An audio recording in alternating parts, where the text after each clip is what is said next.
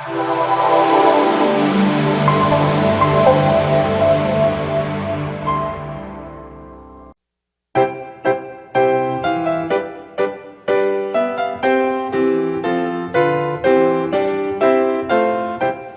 now I think we have come to recognize the power of the space and that the most significant use of it should always be, what is it I am about?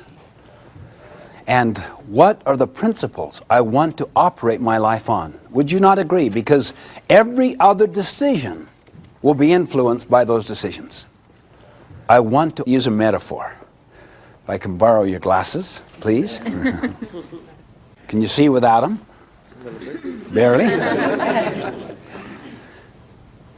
I suggest that whatever you decide should be put at the center of your life. The reason why it is the most significant decision is that it affects all decisions. It would be analogous to a lens through which a person would see life. Everything that I look at through this lens is affected by it. Eventually, you become unaware of the lens. Fish discover water last. Most paradigms are like that. They are assumptions you never question. That is just the way things are. So the lens I look through governs how I see everything. All right, now let's just say that I put my work at the center of my life.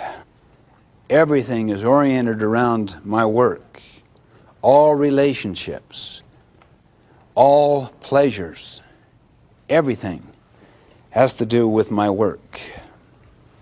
Tell me, let's say I'm in the sales business. My work is the center. How do I see my relatives? Contacts, customers, referral sources. How would you perceive your little children, let's say, with this pair of glasses on? You're work-centered. Obstacles. Yeah, obstacles. Oh, I have to deal with that. What an interference. Go through the motions, you know. Try to do my family thing so that I can get back to work. Now look, if I were family-centered, how would I see work? As an interference, as an obstacle. Yeah, or positively, as a means to take care of the family. I'm family-centered. That's another pair of glasses. But you never question your center. It's a paradigm of life. It is a pair of glasses. If you're spouse-centered, if you're family-centered, if you're work-centered, if you're enemy-centered, if you're possession-centered, what happens? We could go through this analysis and analyze every alternative center, or even a combination of them. And literally, I'll guarantee, at the conclusion of it all, it will cause tremendous imbalance. Your life will be unfulfilled. We must come up with the center that enables us to have more of the good in every other center. What could that be? What center would enable you to lay hold on every good thing in every other center? Think for a moment. It would have to deal with whatever change came along, because it would be changeless. It would have to deal with something that would give you a constant frame of reference to make all decisions by. It would have to give you the unleashing of your power, high levels of capacity, of mental and emotional and social power, where you become a force, the creative force of your own life, where you become someone who influences for good other people's lives, who models and mentors others toward a center that they themselves select. What would this center be? The principles. Why do you say principles? Because they don't change. Okay, they don't change. They're changeless. In fact, even as we discuss this right now, my friends, you are listening through your center. Saying principle-centered doesn't make it so. You are listening to principles through your center. The key is not just a principle. It's a balanced set of principles that deals with the totality of our nature.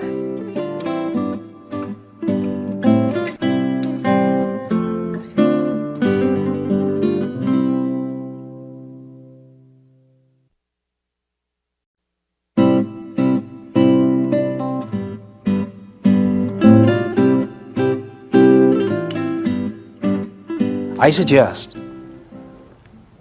the essence, the highest essence of Habit 2, to begin with the end in mind, is the development of a personal mission statement, a personal philosophy, a personal constitution, a personal purpose statement, whatever you want to call it. I seriously think that is the most important activity of Habit 2. I think it should contain two basic parts. What is it I am about?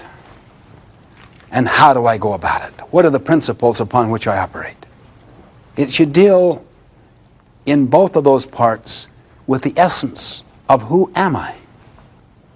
And you have the capacity through your mind to separate the social mirror from that question. I know what other people say about me. I know what they say I should be. But I have to decide.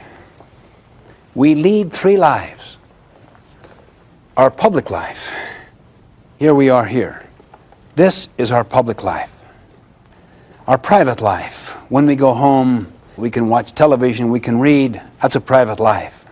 But when you're dealing with the development of a personal constitution, you have to go into the deep inner life, the life that influences the other two, the life where you decide the most fundamental issues of your life. Search your own hearts, for out of it flow the issues of your life. It's a more secret life. No one knows the thoughts and intents of your heart. You alone have that awareness. And you can step in on your own deep internal life. You can step in on it. You can take charge of it. My friends, think about it. Study the lives of people that rose above difficulty, abuse, contention, dysfunctional homes. Study the lives of great figures in history who have really made a difference. And you'll almost always find they did profound work on the inner life. The private life is not the inner life. I could live a very private, independent life and enjoy it. It could be relaxing to me. It could be pleasurable. It could be my own life, my own choices. That is not the deep inner life at all. The deep inner life requires going inside and looking at your private and your public life, at both of them. It goes inside to look at your own motive structure. Many people, unless they are in pain because of something they care about that is not being fulfilled, will never even go into their deep inner life. In a sense, they're being lived. They're not living. And Gandhi, at one time he said, a person cannot do right in one department of life whilst attempting to do wrong in another department. Life is one indivisible whole. Listen to his statement. A person cannot do right in one department of life. For instance, the public life, to have the right appearance, see, whilst attempting to do wrong in the private life, or say the deep inner life. Why? Life is one indivisible whole, and people feel it. The vibes are sent out.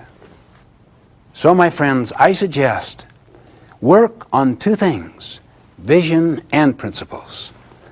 And this will be profound, deep work. Get perspective. Take time. Be patient. Give yourself several months, at least weeks. You've got to pay a price. Why? Because there's so much scarring. There's so much history, social and psychic history, already in you. You probably will discover pockets in your life that you don't want to look at. Closets, motives that really are not of the highest order from your own standard. There are defense mechanisms that are used. In other words, prepare to pay the price.